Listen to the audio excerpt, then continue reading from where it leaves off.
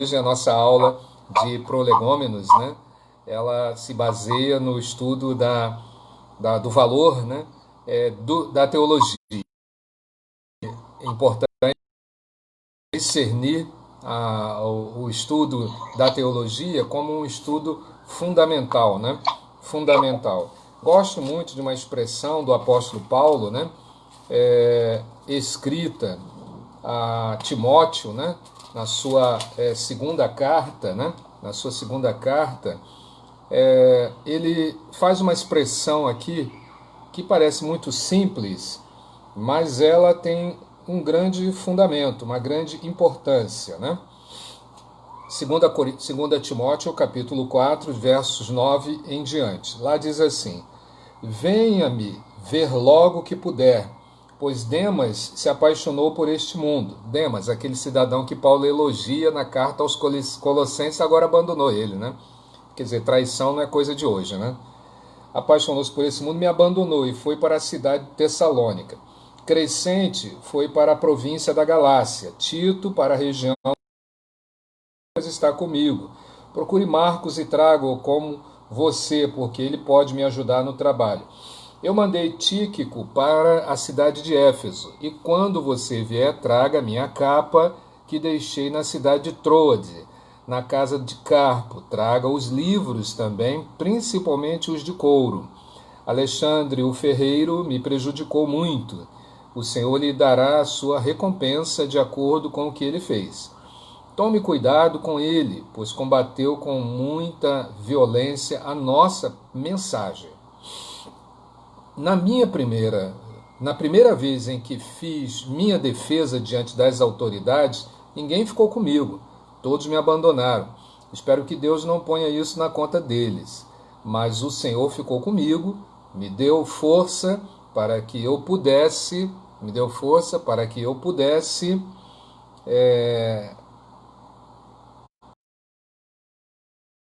anunciar a mensagem completa a todos os não-judeus e me livrou de ser condenado à morte. O Senhor me livrará de todo mal e me levará em segurança para o seu reino celestial. A ele seja dada glória para todos sempre. Amém. Então, eu quero me reportar essa expressão do apóstolo, que está aqui no capítulo 4, versículo de número 12, né? Quando ele diz assim, versículo 13, quando vier, traga a minha que deixei na cidade de Troade. Traga-me os livros, principalmente os de couro. Veja bem, na realidade a palavra livros ali, né, está mais para papiro, né? Mas que na nossa melhor tradução é livros mesmo. Existem formas de se traduzir a palavra, né? A palavra às vezes ela vai ser traduzida e nessa tradução existem métodos de tradução, né?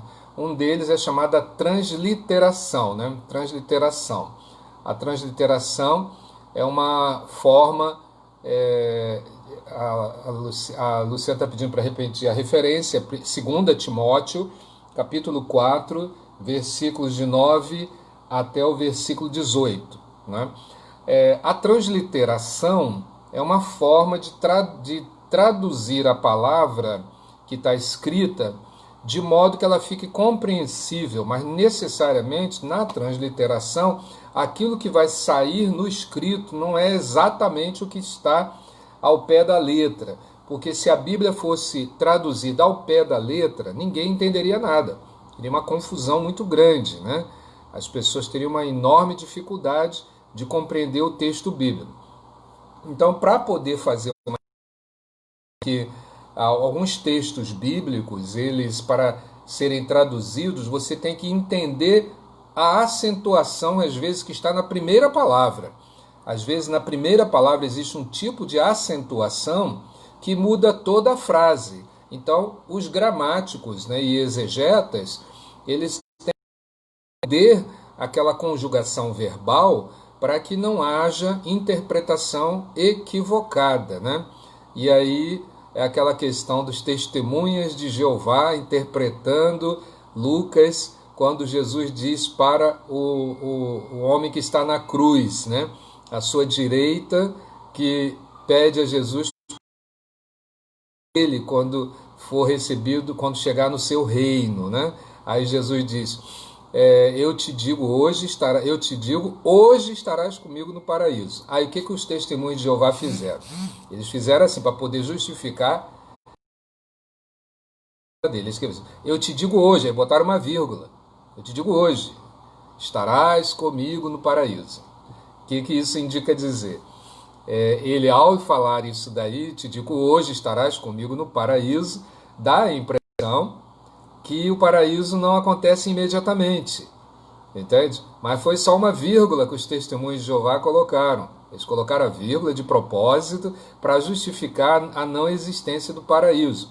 Mas acontece que mesmo que eles coloquem vírgula ali, você vai ter outros textos da Bíblia onde aparece essa figura do paraíso, né?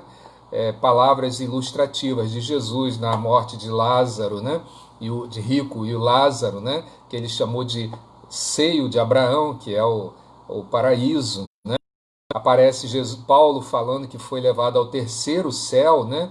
Que viu coisas inefáveis, e ele diz que ele foi, esse lugar é o terceiro céu. O que é o terceiro céu? É o paraíso, né? Em outra tradução aparece: fui levado ao paraíso.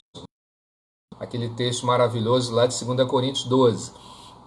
Depois aparece Pedro também falando dessa visão, João também falando. Na verdade, Pedro, João e Tiago, eles foram levados também ao paraíso, né? Então eles falaram de coisas inefáveis, né? Coisas assim aliás, falaram, não, viram coisas inefáveis. Mas acontece que o que eu quero abordar aqui contigo, com vocês, né, é com relação a essa expressão paulina, né, quando Paulo está dizendo assim: olha, quando você vier, traga-me a capa, né, é uma palavra que no original aqui da Bíblia, ela não aparece assim com tanta exatidão, mas se deduz da capa, né? Capa, você deve estar lembrado que Jesus tinha também uma capa, e essa capa que Jesus usou, né?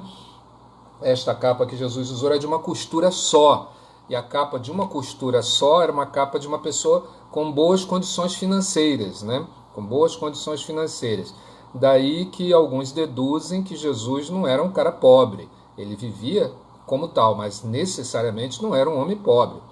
Não é pobre assim que eu me refiro, é um camarada que não tem condições para comprar alimento, não tem condições para comprar roupa, não tem condições para deslocamento, não tem direito, não tem condições de nada. Pelo contrário, Jesus tinha uma profissão, que era o fazer das suas tendas, que era uma profissão de carpinteiro. Bom, mas aí Paulo pede para que seja enviada essa capa. Aí vem aquilo que é o teólogo, né? Agora vamos nós aqui. Ele diz assim: traga os livros também, principalmente os de couro. Aqui que entra o papel do estudante, do pregador, do pastor, da pastora, do presbítero, da pessoa que tem a responsabilidade de transmitir a palavra de Deus para as pessoas que Deus confiou a eles. Pode ser um pequeno grupo, pode ser um grande grupo, não importa. Essa pessoa precisa saber utilizar recursos que estão presentes neste mundo e ter conhecimentos dele para comunicar a palavra de Deus que ele recebeu. Se ele for simplesmente confiar nos seus instintos, um dia estes instintos vão traí-lo. Se ele confia apenas no que Deus já falou para outras pessoas, mais cedo ou mais tarde, ele vai perceber que não está sendo honesto. Se ele simplesmente ficar falando com base em revelações, há uma grande atração de pessoas, mas porém, ao final as pessoas vão começar a sentir necessidade de maior substância. Se ele ficar apenas no conhecimento, o conhecimento gera orgulho, gera soberba, né?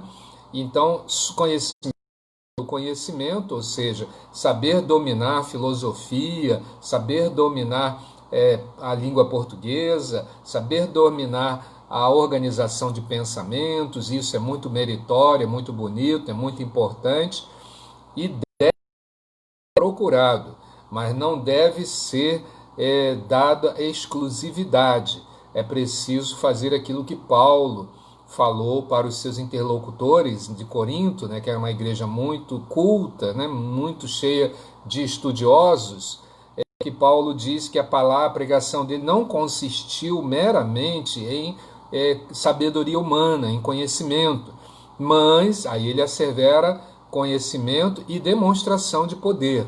Ou seja, Paulo está dizendo, eu pregava com conhecimento, mas também pregava com o poder de Deus. Os que estudiosos, eles acham que com conhecimento não precisam do poder de Deus. E outros acham que com o poder de Deus não necessitam de conhecimento. Essas duas maneiras de ver e estudar a palavra de Deus e estudar na teologia são altamente prejudiciais e contraditórias, porque a Bíblia diz claramente, né, que nós precisamos de conhecimento e precisamos de poder. Então, muitas vezes, o conhecimento, lugares, não consegue avançar e a fé avança. Tomás de Aquino, né, um grande filósofo e padre, né, da Igreja Católica, escreveu a Suma Teológica, né, Summum Bonus, né, ele escreveu vários livros extraordinários. Ele cristianizou, né, ou seja, pegou a teoria aristotélica, estudou em profundidade e tornou ela assim, reconhecida no meio cristão, ou seja, ele deu uma roupagem cristã à filosofia aristotélica que empurrava o homem para fora, para longe de Deus. E ele conseguiu converter o pensamento de Aristóteles. Não por muito tempo, mas até hoje é magistral o trabalho que ele fez. Mas ele disse uma expressão muito forte, simples, dentre as muitas frases assim que ele usou. Ele disse assim: a fé e a razão caminham juntas. Vou repetir: a fé e a razão caminham juntas. A fé, porém, enxerga primeiro. Essa foi a colocação. A fé e a razão caminham juntas, elas estão juntas, mas porém a fé, ela não passa da razão, mas ela enxerga primeiro as coisas. Então isso é tão verdade que às vezes a ciência vai caminhando, e depois de muitas discussões, passa séculos e séculos e séculos, ela conclui uma coisa que a fé já tinha visto há muito tempo. Né, que a fé já pregava e era ironizada. Então, nós precisamos das duas realidades. Agora, lembrando que o justo viverá pela fé. Então, a fé sempre será a ferramenta. Vá para o púlpito, para as escolas, só conhecimento, nós corremos o risco de ter um bom número de pessoas cheias na sua cabeça, mas com o seu coração vazio. Se ficarmos só falando de aspectos assim que envolvam a espiritualidade vazia de prática, as pessoas vão desprezar o conhecimento e com isso poderão cair com facilidade nas teias da heresia, nas teias do engano, da mentira, da fraudulência, né, que meia a igreja dioturnamente. Então, veja bem comigo, ao longo dos séculos, né, a teologia não é um estudo, não é uma prática, que já disse para vocês, que começa no meio cristão. Ela já existia antes do meio cristão, lembram lá da história da mitologia e de outros, né? Mas a teologia, ela também foi, porque muitas vezes as pessoas usaram ela como uma ferramenta de poder, né? Durante um bom tempo. A Igreja Católica ficou dominando o mundo, né, por cerca de 934 anos, exatamente 934 anos, a forma protestante.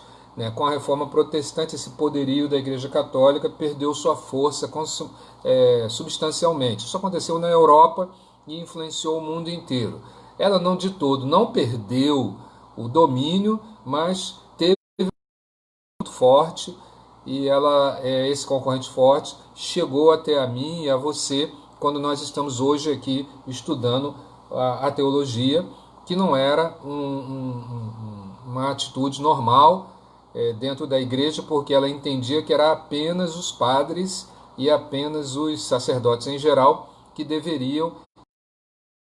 Eles estudam muito esses aspectos da teologia, mas muito focalizado na filosofia. Então, veja bem, isso daí nos leva para compreender que a teologia ela também vai muito além do estudo de uma religião.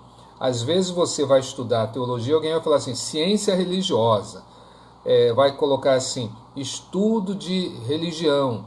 Mas, na verdade, a teologia não é um estudo de religião, a teologia não é um estudo de doutrina, a teologia não é simplesmente ficar falando de aspectos de uma religião. Vários teólogos lembram que a teologia atua num contexto da fé cristã. Ela não é um estudo de Deus, né? A teologia quer dizer quem estuda a Deus, embora o nome pareça estar estudando a Deus, mas na prática a teologia não é você tem vários estudiosos fantásticos que deixaram estudos extraordinários e que ao final de suas vidas morreram fora do cristianismo, né? Tertuliano é um deles, né, que fez um trabalho extraordinário, mas morreu fora do cristianismo. Mas nos deu bases teóricas extraordinárias. A teologia jamais conseguirá desvendar, por isso que eu acredito, ela jamais poderá desvendar os mistérios a respeito do próprio Deus, único e verdadeiro. Ela vai ter uma enorme dificuldade. Por quê? Porque por mais que ela cascaveie, né, que ela fique ali caçando, né, e fundamentos e ela se aplique, quando ela vai chegar lá onde ela julga que já chegou a conhecer tudo, ainda tem um campo enorme, né, para ser estudado. Como eu disse no início aqui, é como se fosse um astrônomo, né? Um astrônomo acha que descobriu muita coisa. Aí ele coloca um telescópio novo na sua lente, aí descobre que ele descobriu ainda é muito pouco. Aí ele acha agora que descobriu muito, aí lança um telescópio mais potente, coloca lá no espaço, gastam bilhões para isso daí, aí dá um zoom, aí descobre que ainda está muito longe. De igual modo, nós querendo pretensão de ter uma matéria que estude Deus, né? Então é uma pretensão muito grande, né? O pastor Ricardo Gondim, né, da Assembleia de Deus Betânia, lá em São Paulo, né? Ele é assim meio, né? Assim, bastante, é muito inteligente, né? Ele tem algumas argumentações. Parece que ele está assim um pouco distante da fé, mas ele é um homem de profunda fé. Mas ele afirmou uma vez que se nós submetêssemos a dissecação teológica, filosófica ou argumentativa, não seria estudando. A mente humana não consegue sair das margens do conhecimento espiritual. Nós não conseguimos passar esse limite com muita facilidade, porque Deus reside no infinito. E o fato dele residir no infinito é como se fosse um oceano a eternidade. E nós fôssemos um grão de areia. Imagine todo o oceano, o planeta Terra fosse um grão de areia. Então é praticamente impossível nós compreendermos a magnitude. Então como é que isso se dá? Na pessoa de Cristo. É claro, né? Nós vamos conhecer a Deus conhecendo a Cristo. O que a gente vai conhecer de Deus? O caráter dele, os atributos dele, né? Os propósitos dele. Quer dizer, Cristo é a maneira ou a pessoa que mais simplifica a nossa relação com o Pai. Eu sei que muita gente quer estudar sobre o diabo, como é que ele é, se ele tem chifre, se ele tem rabo, se ele é vermelho, se ele é flamenguista. Muita gente fica com essa preocupação. Mas essas são preocupações muito infantis, né? Quando a gente conhece mais a fundo a pessoa, ou procura conhecer mais sobre o caráter, a pessoa de Deus em Cristo, as coisas se tornam diferentes. Por isso que muita gente, quando estuda o Velho Testamento, fica um pouco fascinado, porque o Velho Testamento é religiosas. Essas regras religiosas fazem com que as pessoas se deem por satisfeitas. Já a lei do Espírito, que nós já falamos alguma coisa muito rapidamente aqui, ela nos leva a uma nova forma de... Nós estamos vivendo uma pandemia, e nessa pandemia nós precisamos de ter um relacionamento com Deus, mas tem pessoas que acham que só conseguem ter um relacionamento com Deus num culto dentro de uma igreja. Tem outros que acham que não, que conseguem ter um relacionamento com Deus sem igreja. Só que nós precisamos das três coisas, né? Nós precisamos ter um relacionamento pessoal com Deus, nós menor, né? Um relacionamento, digamos assim, familiar com Deus, e nós precisamos de um relacionamento comunitário, né?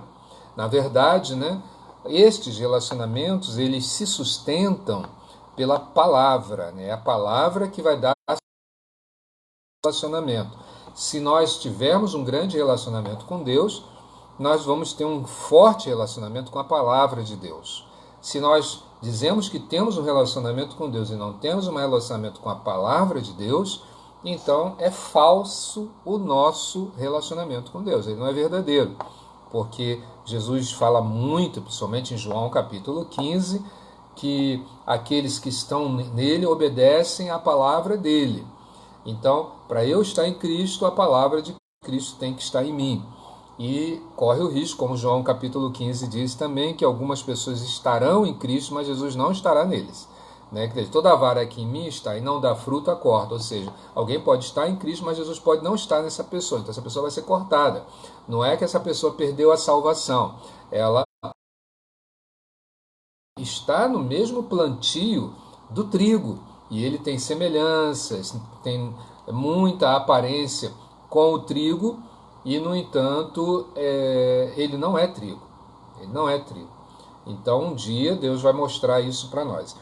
Nesse sentido de conhecer a Deus e compreender esses passos, essa organização para se falar, é papel da teologia. O papel da teologia é ter essa capacidade de estudar a história, de estudar o pensamento, de estudar a palavra, de estudar o pensamento bíblico, para poder chegar a um determinado ponto em que saiba explicar, dar fundamentos, dar elementos em que a igreja tenha como ferramenta para poder participar desse tempo importante para o crescimento. Por isso eu recomendo que eu acabei de ler aqui em 2 Timóteo capítulo 4, verso 13, nunca abandonar os livros. Os livros não podem ser abandonados. É claro que você não vai começar a encher a sua prateleira de livros de novela, de internet. Você vai procurar os livros realmente que edifiquem, que ajudem você a organizar o pensamento, organizar a forma de você se comunicar e de você mostrar para o mundo a razão da nossa esperança. Uma terceira questão que é muito forte, que a gente tem que levar em consideração, é sobre as básicas divisões da teologia, né? A teologia, com o tempo, claro, né, ela produziu algumas divisões e não poderia ser diferente. E por que não poderia ser diferente? Pela razão muito óbvia, né? Porque a história foi caminhando. O caminho da história foi gerando algumas necessidades temporais e elas fomentaram, fizeram surgir, elas sedimentaram etapas da teologia onde ela teve que se desdobrar. Eu disse que eu voltaria a falar sobre esse assunto, e é sobre esse assunto também que eu quero abordar para você aqui rapidamente. Você vai receber isso na sua apostila, não é? Brevemente, tá? Para você entregar, porque lá no final da sua são os exercícios. Por agora, preste atenção. Esses exercícios serão requeridos dentro do tempo. Agora, vejam bem, deixa eu falar uma coisa que está aqui na sua apostila que vale a pena você prestar. Um dos maiores papéis da teologia é nos ajudar a expressar o que queremos dizer quando falamos de Deus. Dr. Mugret acrescenta que João Calvino, como um dos maiores teólogos cristãos, ensinava que Deus, conhecendo nossa limitação para lidar com conceitos, revelou-se de maneira que nos fosse acessível, o que não reflete nenhum tipo de fraqueza ou atitude inadequada da parte de Deus, mas é simplesmente um reflexo de sua natureza generosa e doce, pela qual ele leva em conta quando se revela. É claro que é aquilo que eu sempre costumo dizer, né? Qual é o pecado que você vai cometer que Deus não sabe que você vai cometer? Qual é o pensamento que você tem aí escondido que você faz dizer assim, isso eu não vou falar porque se eu falar Deus vai se ofender? Qual é o tipo de projeto que você fez e que você não contou para ninguém que Deus já não sabia que você ia fazer aquilo? Então, e por que será que quando você comete um pecado horrível, sujo, nojento, sem vergonha, miserável, aparentemente para você, logo a seguir você recebe uma bênção muito grande, algo que dá a Deus não levou em consideração aquele erro, aquele pecado, aquela coisa errada que você fez e você se sente um pouco empoderado ou empoderada, julgando que pode pecar à vontade, porque nada vai lhe acontecer. O que é isso? Isso é falta de um profundo conhecimento da pessoa de Deus, ou melhor, né, conhecimento do papel dele e até de maior fundamentação doutrinária e de também experiência com Deus. Há uma necessidade de ter conhecimento, é uma necessidade de fundamentar melhor a experiência. Às vezes, muitos de nós ficamos cheios de informações, conteúdos são lançados dentro de nós, mas o bom estudante de teologia, como nós vimos naquele episódio de Atos, capítulo 17, ele vai pesquisar. E ele vai procurar pesquisar para quê? Para se encher de informações? Não. Enchamos de informações. O objetivo é que nós busquemos a verdade, porque é isso que nos interessa, né? A verdade. Existem algumas situações bíblicas que nos põem em xeque, assim, e nós precisamos encontrar a verdade. E muitas vezes a gente vai encontrar a verdade no texto, outras vezes no que o texto está ensinando, outras vezes no que o texto nos sugere, outras vezes no que o texto tem de relação com outro texto, muitas vezes o que o contexto do texto passa para nós, outras vezes o que aquela história nos leva a isso, para compreender aquele episódio que está acontecendo ali, naquele lugar e naquele momento. Então, por isso, muita gente se assusta com o Apocalipse, porque não estudou a história de Israel, muito menos o livro de Daniel, né? Que o livro de Daniel está quase todo lá em Apocalipse, né? Então, muitas vezes a pessoa não lê. Outros pegam, por exemplo, Mateus capítulo 24, que é um retalho, né? Bem pequeno de um Apocalipse, né? E acontece que eles pegam Mateus capítulo 24 e colocam como se fosse o próprio Apocalipse. Mas ali é só um retalho bem pequeno, um extrato bem menor da visão apocalíptica ou da visão do final dos tempos que ainda vão acontecer. Uma coisa é importante, saber o que é uma teologia bíblica, saber também o que é uma teologia, entender o que é uma teologia histórica e compreender o que é uma teologia prática. Todos esses caminhos, né, eles são necessários que a gente compreenda para que não cometamos erros. A teologia bíblica, por exemplo, ela tenta resumir e reformular o ensino do texto bíblico e o contexto que está em volta dele, para então nos levar a um pensamento moderno, né? A um pensamento atual. Então, a teologia bíblica ela tem esse objetivo, ao contrário de simplesmente entender a expressão teologia. Ela pega um livro bíblico, um livro da Bíblia, conhece o seu autor, os motivos daquele escrito e o que está por detrás da história daquele documento. Por exemplo, né, os evangelhos. O evangelho de Mateus, já falamos aqui, é escrito por causa de várias menções que são feitas dentro dele. A principal delas é que em nenhum versículo do livro de Mateus a palavra Deus aparece.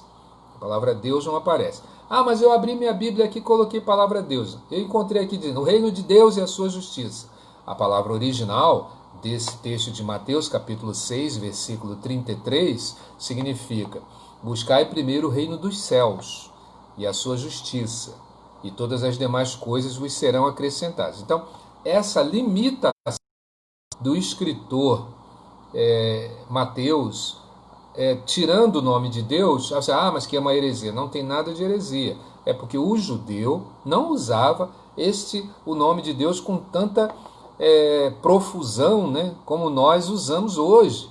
E como os não-judeus usam. Então eles não usam o nome de Deus porque de qualquer jeito. Nós usamos aqui, ai meu Deus, né? Valha-me Deus, né? Deus me livre, né? Vai com Deus, não é assim que a gente faz?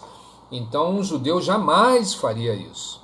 Jamais faria isso. Um judeu abençoaria, falaria a palavra shalom, que é uma palavra muito forte, né? Shalom é uma palavra muito forte. É uma palavra hebraica, mas muito forte. Eles falariam shalom brachot, né? Que quer dizer paz e bênção, né? Paz e bênção. Eles falariam que um midrash, né, aconteça na sua vida, que quer dizer um milagre, né? Mas ele jamais falaria Deus te abençoe, né? Por isso que existem vários nomes que são utilizados e atribuídos, né, a Deus, bem cantados, né? Aquela música do Kleber Lucas, né, em que ele fala, oh Deus, tu és meu Deus forte, o grande, El Shaddai, e vai falando assim o nome de Deus, e culmina num bom resumo teológico de que Jesus é o meu nome que cobre todos os nomes. Então a teologia bíblica ela tem essa função, né? Ela procura assim, sistematizar, traduzir o ensino da Bíblia usando categorias e conceitos, né, modernos, que você possa entender na linguagem de hoje.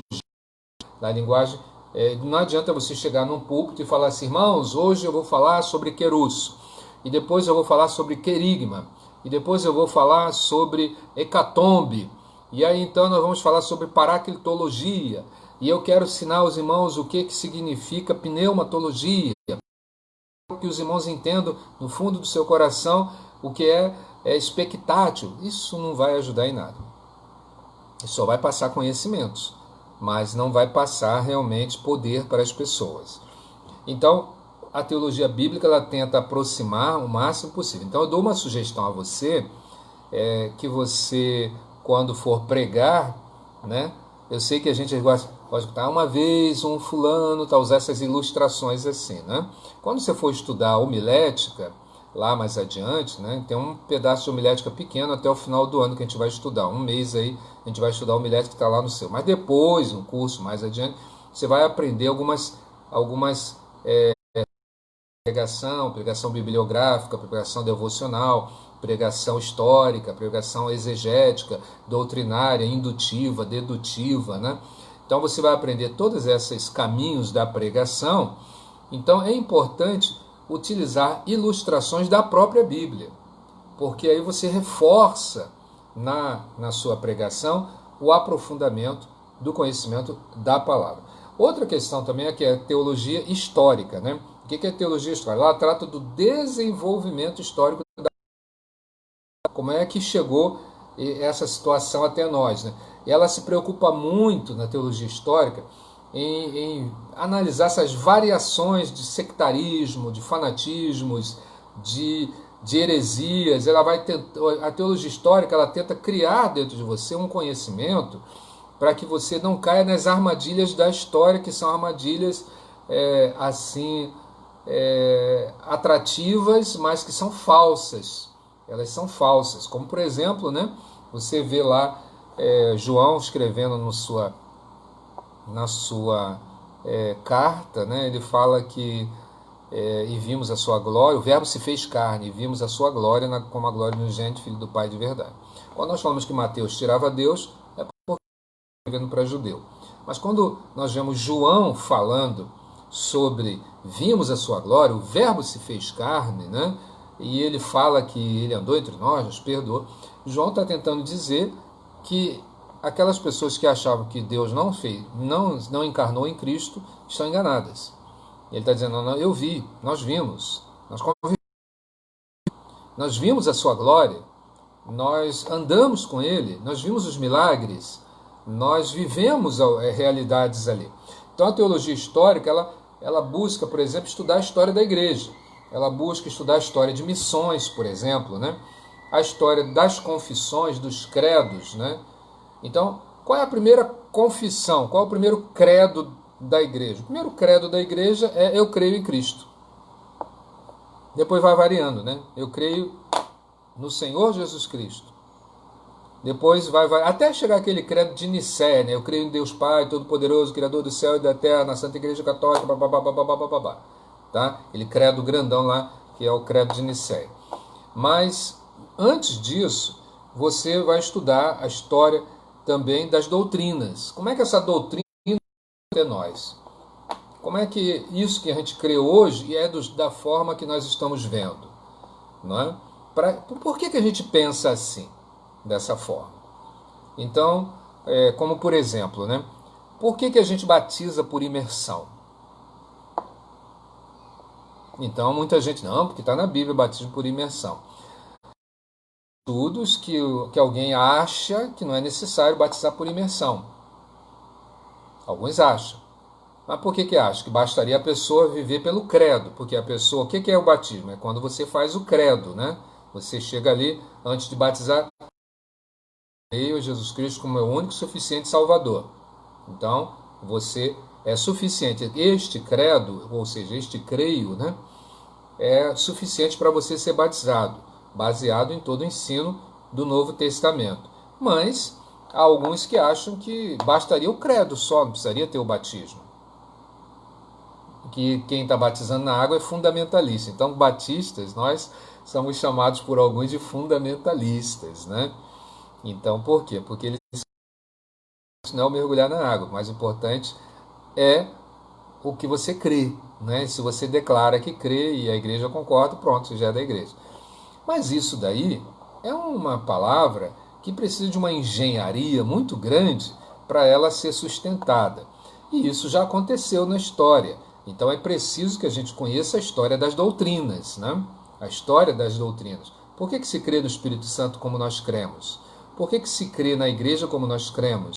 Por que se crê no batismo como nós cremos?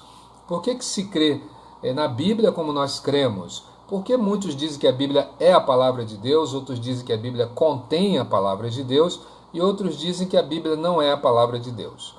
Então, existem afirmações, são variadas a respeito de um mesmo documento, né? Que é um documento muito forte. Então, é preciso conhecer, conhecer a história das doutrinas. Conhecer também o que é uma doutrina ou uma teologia sistemática. Teologia sistemática, aí sim, né? É que entra aqueles pensamentos pesados, né? Que eu já falei aqui, que o mais simplificado é o do Strong, né? E outros assim, né?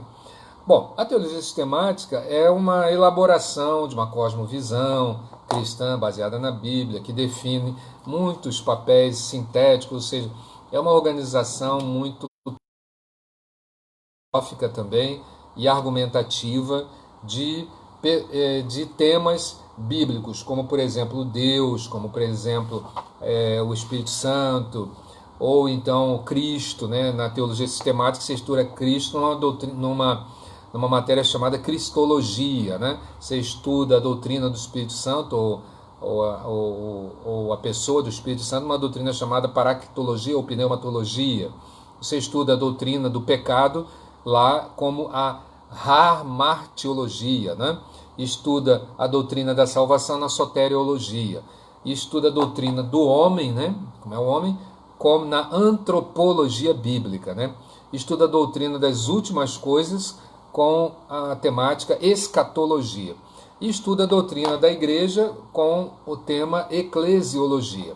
E assim, a teologia sistematiza campos de estudos com os quais a gente vai lidar e explorar ao longo do tempo. Por último, a gente tem a teologia prática, né? Muito tem sido escrito atualmente no afã de definir uma espécie de um eixo, né, um quarto eixo para disciplinar o estudo teológico, né? E, na opinião de alguns, não é sem razão que sempre ficou em último lugar também a importância diante dos demais eixos a teologia prática. Alguns afirmam que a teologia prática é uma parte da teologia que tem por objetivo induzir o crente a aplicar, ou seja, pôr em prática a teologia no seu dia, no seu viver diário, né? Na sua vida, utilizando princípios que se encontram nas Sagradas Escrituras. Bom, a teologia prática ela se utiliza de elementos como, por exemplo, homilética, pregação. Pregação é uma forma de teologia prática, tá? Teologia pastoral, aconselhamento, ajuda, apoio. Ao escritor chamado Kisper, né? Ele era um pastor norte-americano e Kisper ele ficou louco. Interessante, ele teve um episódio de loucura.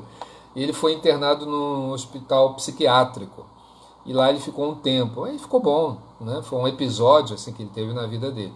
Mas ele continuou no hospital para ver como as pessoas eram tratadas e como é que as pessoas eram vistas.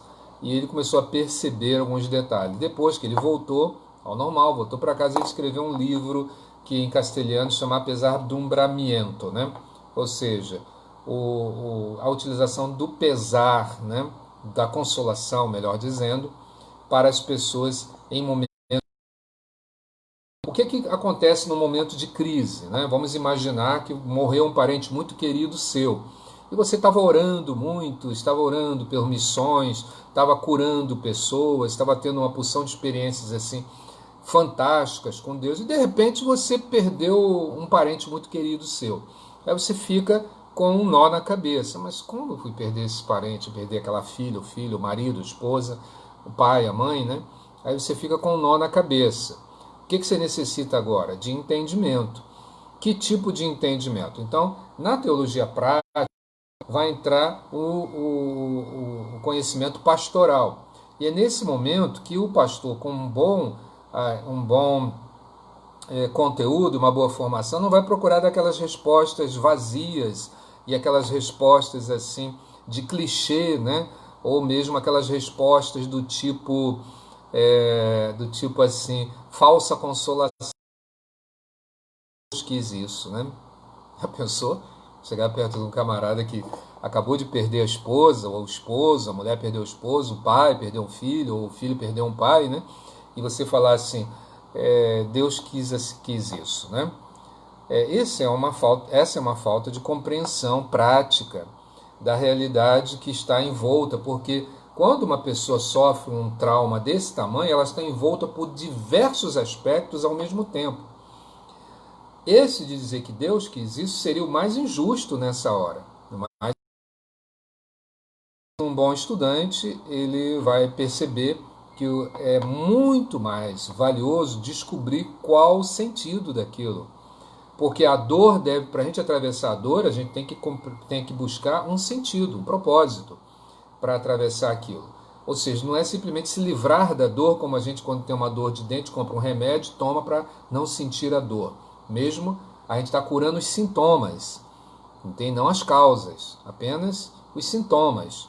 Então, nesse momento, procurar descobrir o sentido, né, daquilo ali que está acontecendo. Quando você descobre o sentido, a coisa é diferente. Vamos ser um exemplo típico, né? Eu ouvi uma história muito curiosa para você relaxar aqui agora. Uma história muito curiosa, né? É que um irmão me contou ontem, né? Ontem pela manhã, ele me contou assim, que existem algumas mordidas que nos doem muito, muito, muito. A primeira mordida é a do lobo, né? A mordida do lobo nos machuca tremendamente, né? E o lobo são as pessoas usadas pelo diabo, né? Que mordem a gente sofre muito com aquilo, né? E aquela pessoa infiltra-se no nosso relacionamento, infiltra-se nas nossas amizades, trai a gente, machuca a gente, né? E depois vai embora, né? Vai embora. O diabo bota alguém lá no meio do seu trabalho, bota alguém lá no meio da sua família, destrói seu casamento, destrói sua esperança. Isso dói demais. Uma segunda mordida é a mordida da ovelha, né? A mordida da ovelha. Essa mordida da ovelha é aquela pessoa que você cuida dela, seu discípulo, né? Ou discípula, você está ali orientando ela, trabalhando com ela, e repentinamente ela trai você, abandona você, dá as costas para você, fala mal de você, machuca você, e isso dói demais, demais, demais, demais. Então a pessoa fica muito sentida, né, com aquela dor que ela está vivendo, porque um irmão traiu, um irmão trapaceou, um irmão machucou, um irmão enganou. A mordida da ovelha dói. Mas tem uma mordida, irmãos, uma mordida que ela é pior que a mordida do lobo, é pior do que a mordida da ovelha. É a mordida do pastor, a mordida do líder. Assim, o rapaz é pastor de uma igreja, é líder, né? E aí de repente vem aquela notícia, né, que ele está envolvido com uma irmã da igreja, né? A igreja pode ter 1.000 pessoas, 2.000 pessoas, aí chega aquela notícia, não, o pastor está envolvido com a secretária da igreja, com a moça lá do coral, com a irmã da esposa do fulano. Então essa mordida é uma mordida avassaladora, porque muitas pessoas que estão ali na igreja não vão de modo nenhum mais, alguns não querem nem mais ser crentes, outros vão mergulhar no mundo, a igreja, vão para outras igrejas, vão ficar frios lá, outras vão lembrar disso décadas e décadas e décadas na vida delas, outras vão duvidar da validade da Bíblia. Quer dizer, essa mordida, que é a mordida do pastor, é a pior que eu vejo, como a pior de todas, né? Tá certo que o pastor às vezes está com problemas aqui, problemas ali, ele está com problema conjugal, está com problema familiar, problema. Eu creio que seria melhor ele entregar a igreja e se ele vê que não tem solução para que o rebanho não sofra, porque imagine se um pastor ele se separa no ministério, né, e vai casar com uma outra irmã. Quer dizer, isso é uma dor muito grande. É melhor ele entregar a igreja para a igreja não sofrer uma coisa dessa, né? Porque essa é uma mordida muito dolorosa, né? Muito dolorosa para a igreja. Ou então, se o pastor trai, né, a esposa, ou trai com uma irmã, isso é uma mordida. Essa é uma mordida muito dolorosa. Quanto a mordida do lobo, quanto a mordida da ovelha, quanto a mordida do pastor, são 3 mordidas que precisa que nós tenhamos compreensão e buscar um sentido, porque senão as pessoas se perdem completamente. Eu me lembro, desculpa usar essa experiência, né? Eu me lembro, há muitos anos atrás, na primeira do Cruz, lá no Rio de Janeiro, uma grande igreja, né? Numa noite, num culto da noite, o pastor, que era um homem muito estudioso, né, chegou no púlpito e falou que não acreditava em Deus, não acreditava em igreja, não acreditava em ninguém, achava que aquilo tudo era uma besteira, uma palhaçada, e foi embora. Entrou no carro, se vocês quiserem continuar com essa besteira, continua. Entrou no carro e foi embora. Você imagina como é que ficou a igreja? Entendeu? Você imagina? O homem vai ali manifestar a sua completa descrença em tudo que aquilo que ele pregava e que a igreja aprendeu com ele e ensinou. Bom, se você não tem um conhecimento da história, da doutrina, da história da teologia, você não tem uma preparação, é claro que isso vai chocar. Ter uma experiência autêntica com Deus, você realmente vai ficar sem chão num momento como esse. Por isso a teologia prática, ela busca construir esses elementos que fortaleçam a sua convicção, de modo a você não ficar perdido numa hora como essa e saber lidar. É a teologia prática que vai ajudar você a organizar uma igreja, é a teologia prática que vai ajudar você a criar uma liturgia, um culto, um programa de culto. É a teologia prática que vai ajudar você a organizar religiosa, a educação cristã. É a teologia prática que vai fazer você estudar no Querusso, entendeu? A teologia prática também vai fazer você pagar o curso em dia, esses R$20 que você está atrasado com ele, né? Então a teologia prática, ela tem essa função de organizar ou pôr no dia a dia da nossa vida um conhecimento mais aprofundado. Agora, isso tudo é uma programação, né? Uma programação. A gente precisa ter uma programação que seja edificante, né?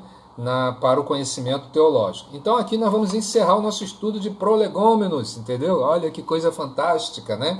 Nós estamos... Por quê? Uma programação bíblica e teológica, ela é fundamental. Não adianta você ficar... conheci uma igreja que o pessoal ficava cantando o tempo todo. Cantava. E depois de cantar, essa igreja começava um processo de libertação, né? Tirar demônios.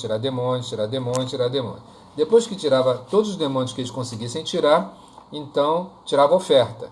Depois de tirar a oferta, orava, dava umas comunicações e todo mundo ia embora. Quer dizer, não tinha nada de leitura da Bíblia, estudo, pregação, nada disso. Não tinha nada. Era simplesmente criar uma atmosfera para uma experiência espiritual e, após isso, mandar o povo para casa, depois de o povo ajudar a manutenção da obra. A teologia, ela precisa capacitar, a igreja precisa capacitar. Vamos abrir aqui a palavra de Deus em Efésios, capítulo 4, que é muito conhecido esse texto, no verso 11, né? Efésios 4, 11 em diante diz assim, né? Veja bem, foi ele quem deu dons às pessoas, ele escolheu alguns para serem apóstolos, outros para profetas, outros para evangelistas e ainda outros para pastores e mestres. Aí vai explicar a razão. Ele fez isso para preparar o povo de Deus para o serviço cristão, a fim de construir o corpo de Cristo. Deste modo, todos nós chegaremos a ser um na nossa fé e no nosso conhecimento do Filho de Deus. E assim seremos pessoas maduras e alcançaremos a altura espiritual de Cristo. Então nós não seremos mais como crianças, arrastados pelas ondas e empurrados por qualquer vento de ensinamentos de pessoas falsas. Essas pessoas inventam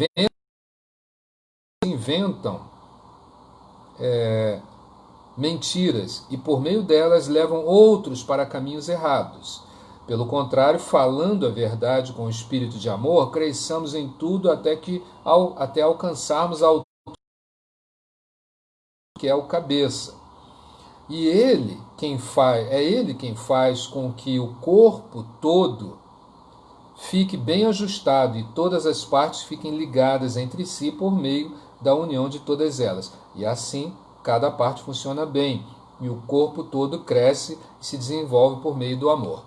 Então, a expressão do apóstolo Paulo, ela indica para mim e para você que é importante que haja capacitação. Você não está aqui nesse curso, é um curso breve, é um curso simples, né? Para que você aqui e fique com isso guardado para você. Não. Você vai sair daqui e você vai procurar passar para as pessoas um ensinamento, né? Você vai estudar, você vai receber ferramentas para estudar.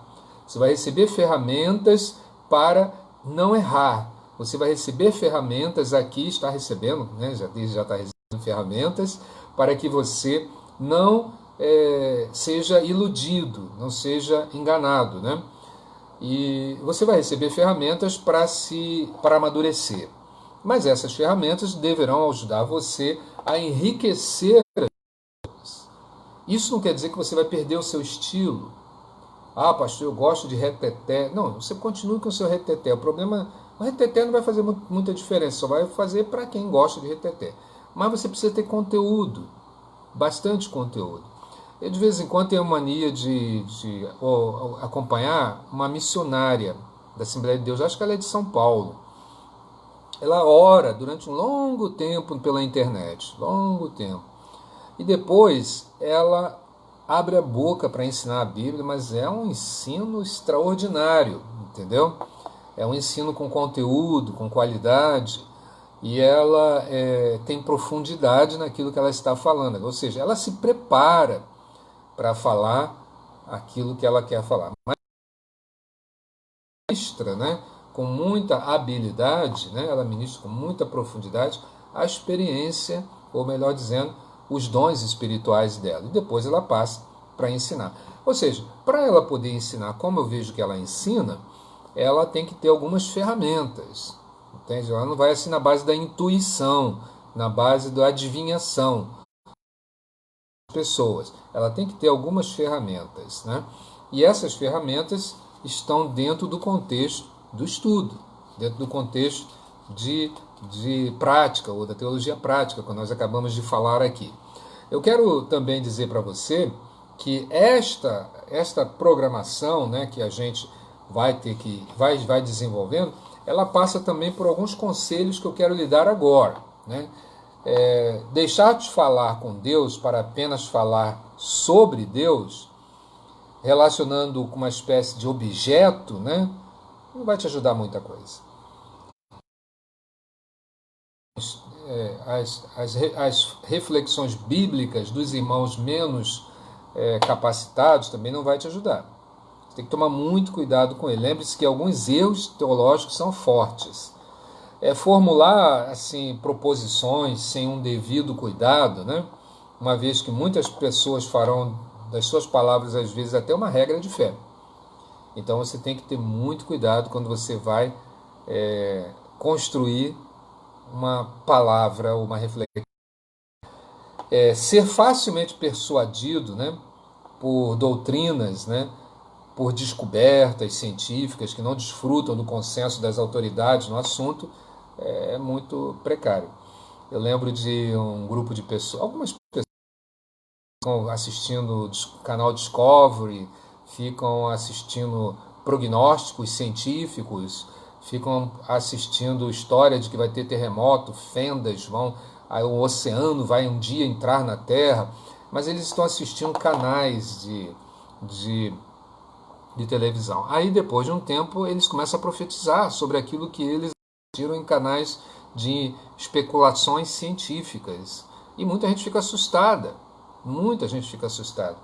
não é? Tem um filme chamado, acho que é na Netflix, uma coisa assim, que fala que a Terra está viajando, né?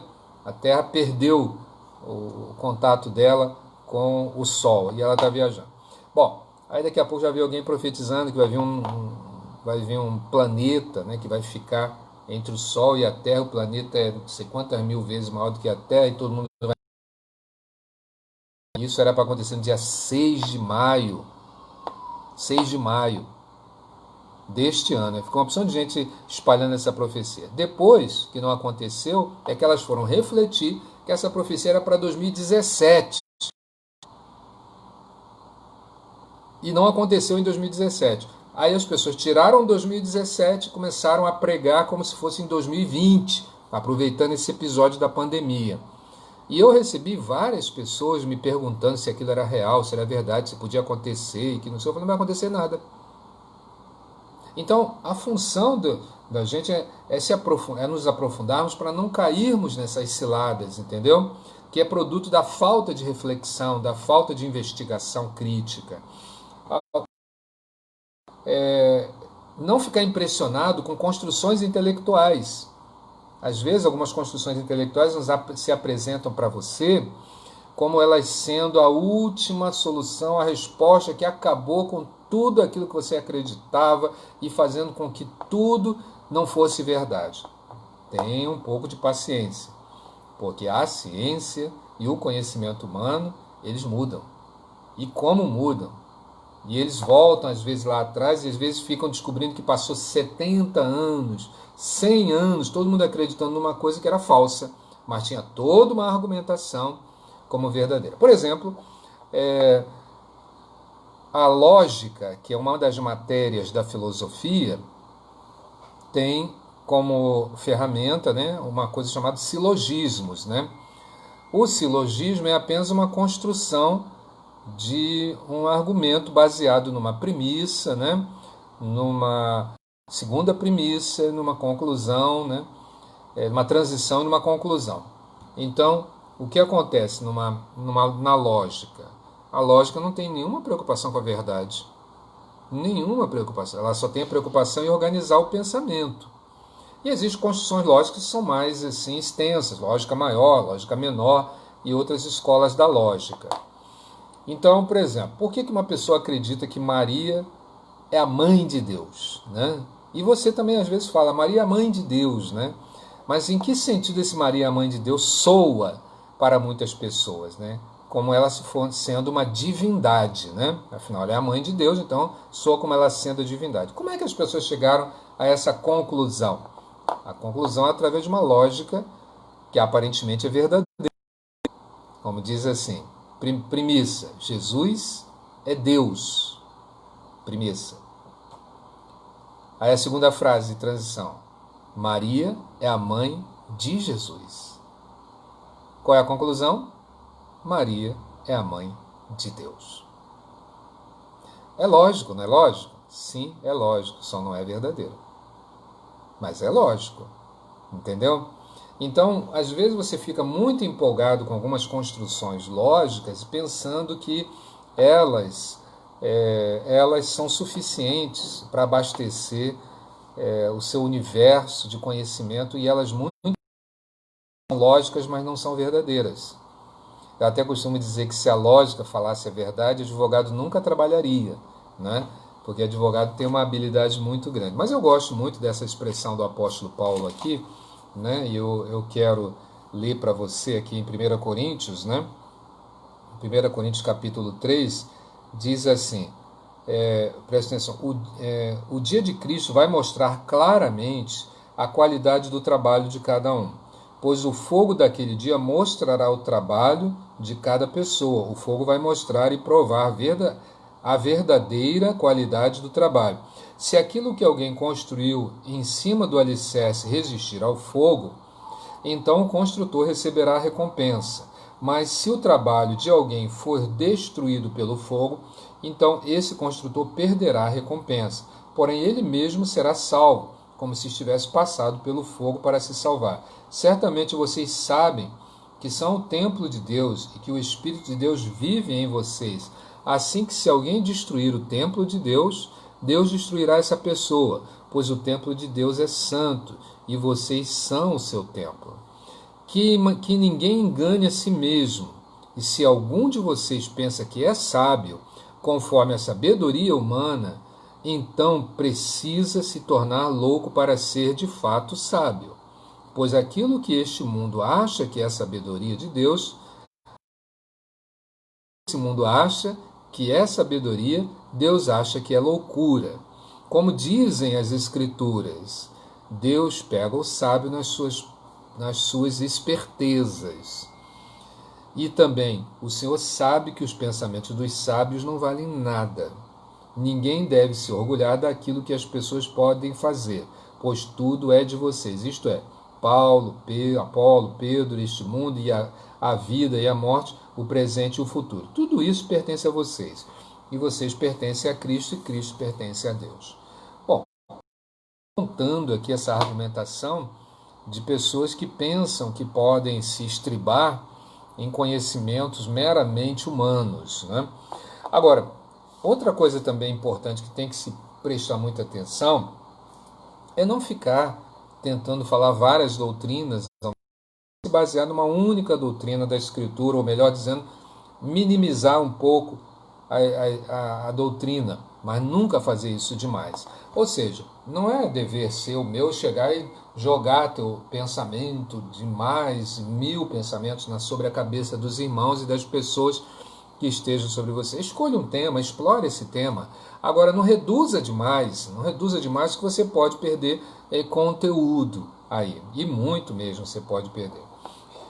Agora, veja bem, aos poucos você vai construindo a sua posição doutrinária. Então hoje você está aqui comigo aprendendo. Então, ok.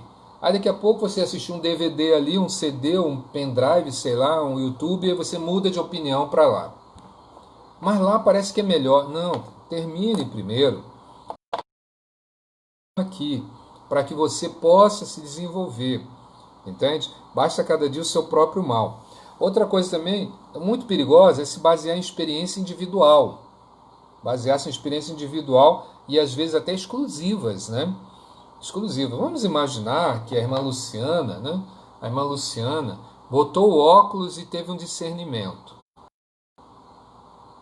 Ela botou o óculos de novo, teve outro discernimento. Botou o óculos de novo, aí ela vai pregar Aí ele falou assim, eu sou a missionária Luciana Kadosh, entendeu?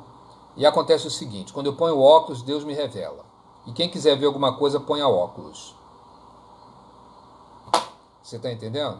Quer dizer, ela tem uma experiência particular dela, pessoal dela com Deus. Cada um de vocês tem, eu tenho, muitos de nós vamos ter a vida inteira essas experiências individuais. O que isso significa dizer? Você tem que entender a experiência individual. Ela não é uma experiência doutrinária, ela não é uma experiência para você falar para todo mundo fazer, ela não é uma experiência para você sair dizendo que quem não tiver não é de Deus, porque você está cometendo um equívoco, um erro muito grave. Você está pegando o seu conhecimento e empurrando sobre as pessoas. É por essa e outra razão que muitos modelos de crescimento eles se esvaziam rapidamente. E por que eles se esvaziam rapidamente? Porque as pessoas querem apenas copiar. Devem aprender, nós devemos aprender. Eu pratiquei isso, pode ficar tranquilo, eu, Ivo Nogueira, já pratiquei isso e posso falar com bastante autoridade que nós temos que pedir a Deus que Ele nos dê a palavra dEle para o nosso tempo, no lugar onde nós nos encontramos e para as pessoas que Ele nos confiou. Outra também é confiar e criar assim, uma série de conjecturas, né, no campo da ciência. Né? Há muita gente que diz, a ciência diz, né? A ciência falou. E a ciência já disse tanta coisa. Você está vendo aí na pandemia, a ciência diz que é para usar máscara, depois diz que não é para usar máscara, depois diz que é para usar máscara de novo. Agora a ciência está dizendo que as máscaras estão erradas. Agora como é que pode? Não, as máscaras estão todas erradas. Tem que ter um tecido, tem que ter um segundo tecido, tem que ter um outro tecido. E na altura do nariz tem que ter um tecido, tem que ser mais grosso na boca também. E tem que... Rapaz, olha quanta gente comprou máscara errada. Mas daqui a pouco a ciência vai dizer assim, não, mas essas máscaras que eu falei que estavam erradas não estavam erradas. Então a ciência, ela tem um ponto e vírgula, ela nunca vai ter um ponto final. Mas muita gente sai propagando assunto de ciência como ponto final, certo? Então, quando a ciência falou que o homem veio do macaco, ela esgotou o argumento da Bíblia. A Bíblia, ninguém podia falar mais que Deus criou o homem. Mas isso está dando um reflexo hoje muito sério, porque veio para a ética, não é? E quando chegou na ética, aí nós nos deparamos com um problema grave, né? Porque a ciência dizendo que o homem veio do macaco significa dizer que você tem um filho, esse filho é criado por você, depois você joga ele por aí, todo mundo pode criar seu macaco. Um cria, outro cria, um usa, outro abusa, e perde aquela noção de família, né? A família é o todo, né? A família são todas as pessoas, não mais o pai, a mãe, seus irmãos, sua casa. A família é o todo mundo. Então fica aquela macacada, né? Então a ciência aproveitou um estudo e disse para todo mundo que Adão e Eva não existiram, que Deus não existe. Né? A ciência também disse para você que esses problemas errados que você tem na vida, essas dúvidas, essas angústias, esses conflitos, essa depressão e tudo mais, é culpa dos seus pais. Né? Então aí muita gente... É culpa dos seus pais, e você não tem que se sentir culpado por nada, porque você é vítima dos seus pais, vítima da sociedade, vítima disso, vítima... Então a ciência começou a ditar alguns comportamentos e também ela foi muito usada no período do nazismo, né? Quando começou a se fazer seleção, judeus para um lado, homossexuais e também negros, e vamos matar essa gente que não serve para nada, entende? Então vamos fazer a seleção dos mais fortes, dos mais estudados, os mais arianos e tal, baseado na ciência. Baseado na ciência. Então a ciência, tem de Deus, e muita gente utiliza argumentos da ciência para tentar reforçar seus argumentos ou a sua pregação. Nosso dever não é pregar a ciência deixa ela pregar por ela mesma. Nosso dever é pregar a nossa fé. E o nosso dever é passar clareza e entendimento a respeito da nossa fé. Outro detalhe muito importante, né, é quando às vezes você começa a fazer assim, ser tentado a fazer alguns sincretismos, né? Ela usava, sabe, pé de galinha para macarrão funcionar melhor, ficava gostoso, todo mundo gostava, né? Aí ela fazia pé de galinha, fazia o sinal da cruz e tal, era tão lindo isso, né? Tão lindo. A sua avó era muito legal, gente boa. Pé de galinha às vezes é bom, né? Para algumas pessoas que gostam. Eu às vezes gosto, mas não sou muito de comer pé de galinha. Mas aí você começar a fazer um sincretismo, né? Começar a querer encontrar na Bíblia fundamentos que justifiquem a ação do pé de galinha para que o arroz, o macarrão, sei lá o que, fique muito gostoso e assim vai. Teve no passado aí, já teve vários casos desses, né? Vários casos. Igrejas que começaram a se aproximar e se aproximaram tanto, que perderam a noção da fé cristã. Perderam a noção. Isso já aconteceu várias vezes, né? Várias vezes. No Rio de Janeiro tem igrejas que as pessoas se reúnem de branco e se reúnem batendo atabaques, né? Se reúnem todo mundo dançando como se estivesse num centro de macumba, e o objetivo ali é dizer que querem ganhar as pessoas da macumba. As pessoas da macumba entram, passam a pertencer à igreja e a igreja vira uma igreja de macumba. Mas na realidade não é de macumba porque eles acham que ali não é de macumba, ali é de boa cumba, né? E aí eles ficam ali naquele contexto ali. Então é muito perigoso a questão de você pegar a questão do prolegômenos, né? Por quê? Porque nós queremos que você entenda, ou compreenda a introdução da teologia dentro do seu contexto. Sexta-feira nós vamos abordar uma questão da teologia já em si, né?